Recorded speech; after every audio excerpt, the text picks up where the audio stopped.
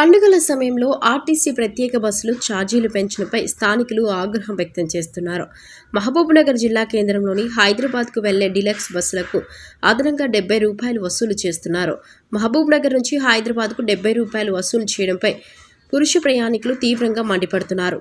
రాఖీ పండుగ సందర్భంగా ఒకరోజు పెంచొచ్చు కానీ 3 రోజుల నుంచి ఇదే ధర పెంచడంపై వారు తీవ్ర ఆగ్రహం వ్యక్తం చేస్తున్నారు. అదేవిధంగా జర్నలిస్ట్ బస్ పాస్లను కూడా అనుమతించకపోవడంపై జర్నలిస్టులు కూడా ఆగ్రహం వ్యక్తం చేస్తున్నారు.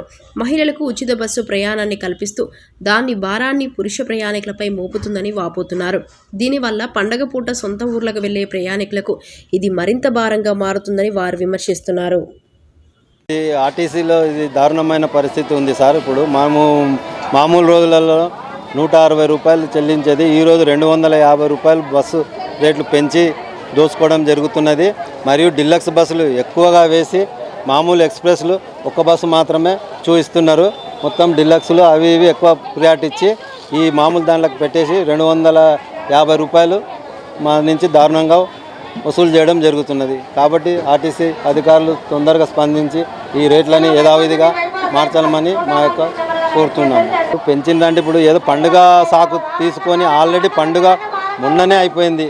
దారుణంగా నిన్న ఈరోజు కంటిన్యూషన్లో ఈరోజు వరకు ఇట్లా ఇవే రేట్లు యథావిధిగా ఉంటాయంట. కాబట్టి పండుగ అంటే పండుగ రోజు నెక్స్ట్ డే పెట్టాలి, కానీ ఈరోజు పెట్టుకోమనేది చాలా దారుణమైన విషయము.